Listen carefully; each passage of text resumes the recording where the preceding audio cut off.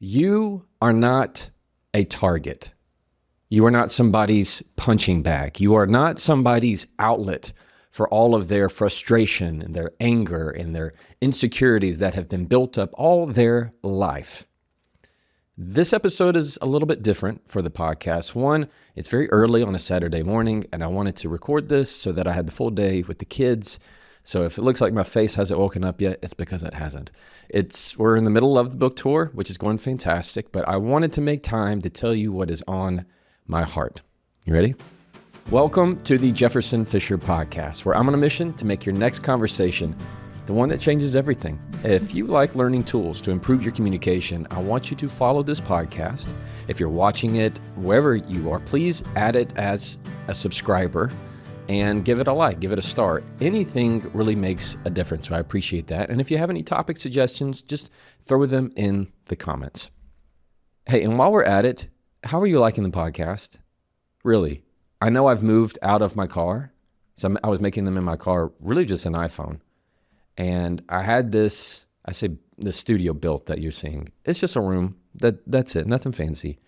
So how are you liking it? Do you like it better when I'm just in my car? Do you like the studio? Do you like the setup? Is the sound better for you? And because it is a better mic. Do you like me having guests and trying that out? Or do you like it when I do solo? Or do you like a mix of both? I am at a time in my life where I am making sure my priority is that whatever I do, it's fitting the life that I have with my family as the priority. And I'll always make my videos and do all that. And there's a lot of wonderful things coming down the road that I can't wait to share with you. But right now with this podcast, I want to make sure it fits my life because that's where I'm going to show up best for you every time. So I want you to let me know, give me some feedback. How are you liking it? This episode is brought to you by Cozy Earth. I like Cozy Earth because I wear it all the time, especially when I'm traveling, especially when I'm home. It's just cozy. It's comfortable. There's a reason why it's called that. And my wife loves it. She wears the pajamas. We have their bed sheets. It's really, really comfortable. So you ought to give it a try. CozyEarth.com/Jefferson and use the code Jefferson for 40% off. I promise you, they feel amazing. CozyEarth.com/Jefferson and use the code Jefferson for 40% off. My book, The Next Conversation, Argue Less, Talk More, is out. You can order wherever you like to order books. You can go to jeffersonfisher.com or you can go to thenextconversation.com. You'll find the links down in the show notes to get yours. It is officially a New York Times bestseller, instant Sunday Times bestseller, and I couldn't be any more grateful because I know it's because of you. Anybody who's listening to this right now or anybody who's purchased the book or supported my content, thank you so much. If you're interested in going even further in improving your communication, I'm going to encourage you to join the Jefferson Fisher School of Communication. It's an online membership where I'm able to have live classes with everyone. They're able to use my AI or actually able to give more worksheets and tools and resources than ever before. I encourage you to give it a try. There are links for it down in the show notes. So my book has been out for a little over a week now, and it's been fantastic, amazing. The book tour is going wonderful. And as any new debut author, I, for good or for bad, have been looking at reviews online because you want to know, are people going to like the book? That's the whole, you get very nervous. Are you going to deliver on the message? And the reviews have been so kind and wonderful. And there was one that hit me yesterday that I randomly saw that I wanted to share with you. It's very short. I know you can listen to it. Just bear with me. I know you can do it. Listen, you are not a target. I was once told by my husband, you are an easy target and everyone knows it. Time and again, I walked away defeated, even with my children. Jefferson showed me what I lacked was communication skills. From his social media, I started applying these answers to difficult situations. Let me be clear. This is not a book of his social media quips. That's what I thought it would be. No, it is learning to understand where people are and to adequately communicate with them. It's teaching to deepen relationships by way of strong communication skills. You are not a weak person for purchasing this book.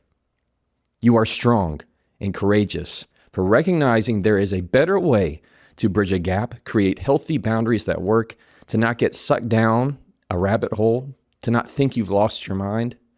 I highly recommend, and I'm starting my second read through. Kindle edition is an easy read. Bless you, Jefferson, for exhibiting love for people.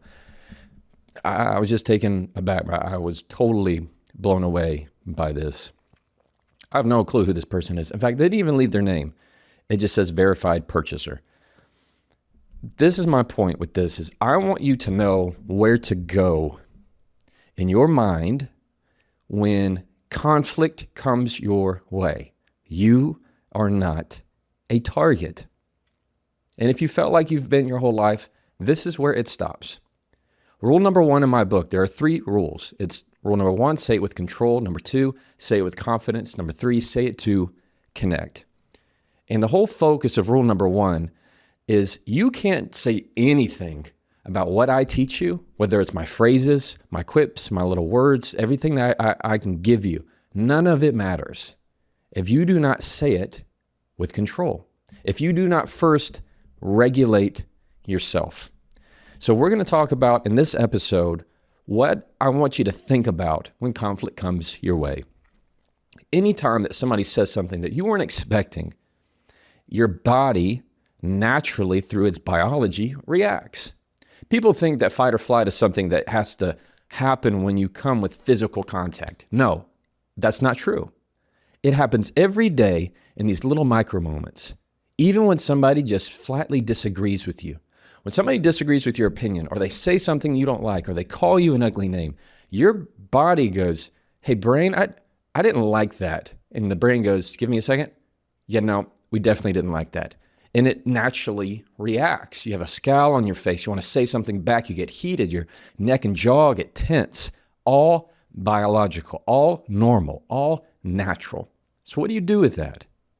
Rule number 1 in my book is you use your breath as the first word that you say. And the reason why is because it adds a distance between what they say and how you respond, which gives you time to regulate yourself, to think of the quips that I give you and the sentences I give you. And it also, the other benefit is it allows the other person to calm down theirs as well. Gives time for that analytical side to take over. Every day, there are little things that tell your body, I am threatened. Somebody cuts in front of you in traffic. Somebody merges. Somebody's riding on your bumper. Your body goes, I am threatened. That's where road rage comes from. I feel threatened in this environment. When you're talking with your kids, when somebody says something to you that they disagree with your opinion, they dismiss your idea, you don't like that. Your body's saying, hey, that feels threatening to me. I want you to do something for me right now. Now, if you're driving, don't worry about it. If you're walking on the treadmill, don't worry about it. You can do it later. Do it in your head with me right now.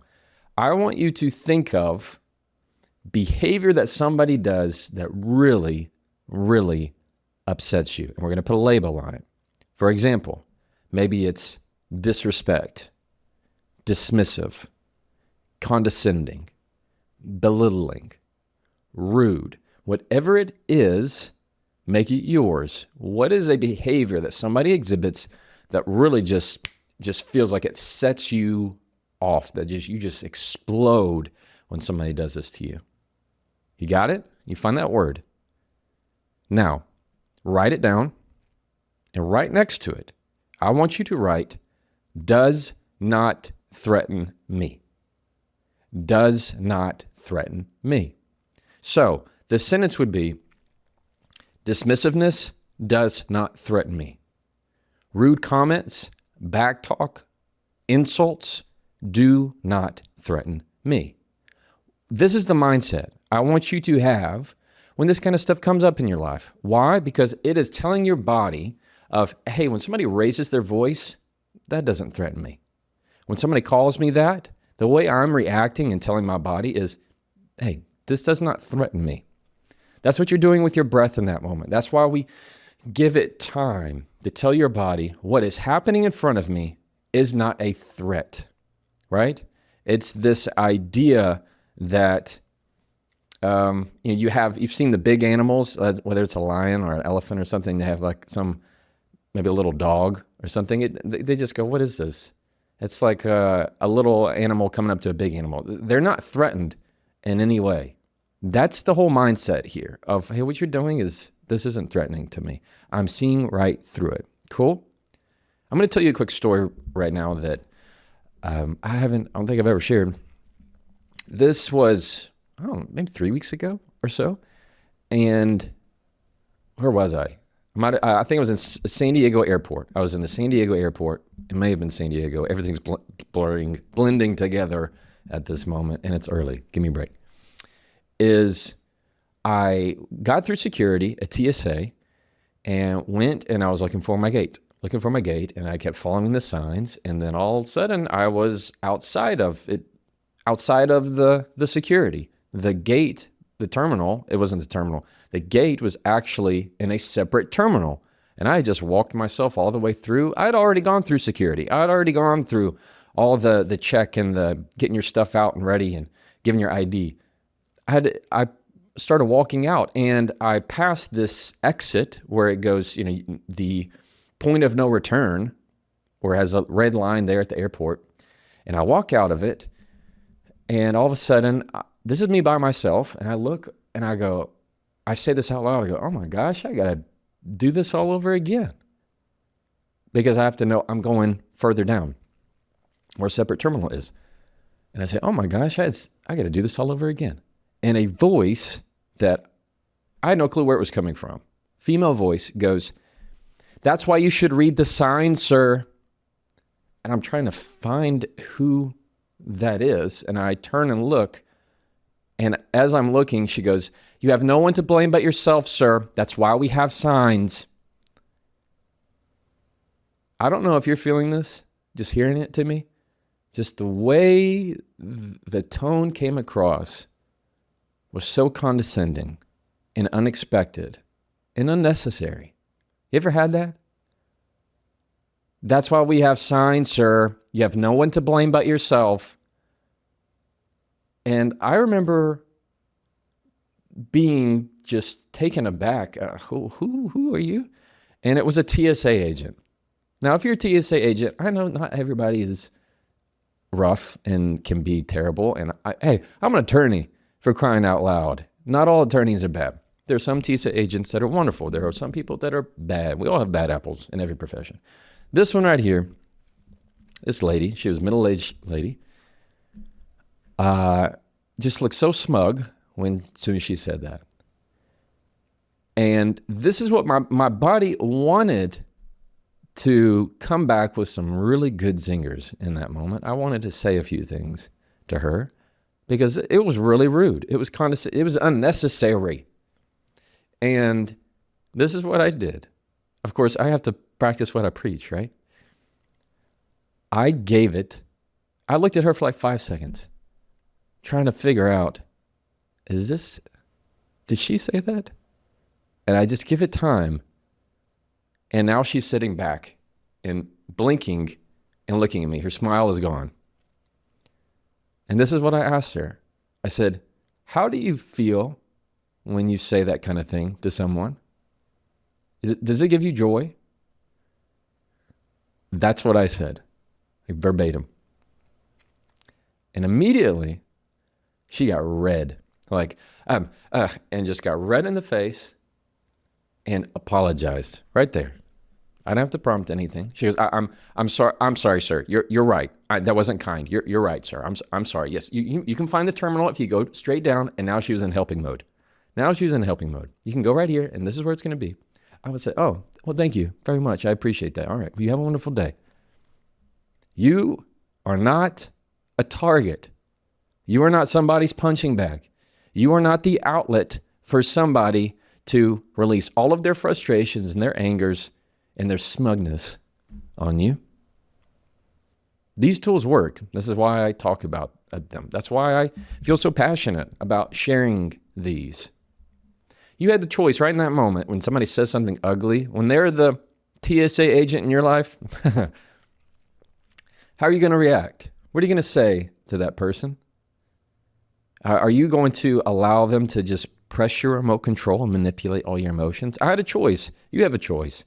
Is that going to ruin your day? I just can't believe you'd say that. Excuse me? Excuse me, are you talking to me? You see how it easily could go the other way when you give in to that fight or flight, when you don't use your breath, when you don't regulate yourself. If you do not say things with control, it doesn't matter what kind of tip I can give you. It's not going to work. It ain't going to work. You have to say it with control. You are not a target. I hope that this is a good reminder for you, wherever you are. I can give you lots of tools and tips on what to say, and we have different podcast episodes on that, and I'm going to continue to give you podcast episodes on this. And I want to make sure that you know and you hear, and really the message is very simple for today. You are not a target. When that happens, I want you to go to your breath, regulate yourself, and then use the questions that I've taught you. These are questions like, did you mean? Did you mean for that to be rude? Did you mean to insult me? Did you mean for that to embarrass me? Or you give it time and then you ask somebody a question of intent. How did you expect me to react to that? I could have said that to her. How did you want me to respond to that? How does it make you feel? Imagine being the person who would say that to someone. These ways of responding to rude behavior that is actually not a response. It's a question. You're not giving them matters of substance. I'm not saying, you spit in my eye, let me spit back in yours. No, it is a reflection of their own behavior and character. And 9 times out of 10, the other person sees that because you're giving them time to, are seeing. It's like the blood, the red, it's not blood. The red comes out of their system. Or somebody's seeing red. You have to give them time for that to go away. Come back to normal. Come back. I know that's not who you are. People are far better than we give them a chance to be. Why? Because we know that in ourselves. So when you have the patience and the discipline to get to that, you're going to have a better communication and a better relationship and a better life because of that. Cool? All right. You are not a target. Hope you have a wonderful day. Oh, you thought I forgot? As always, you can try that and follow me.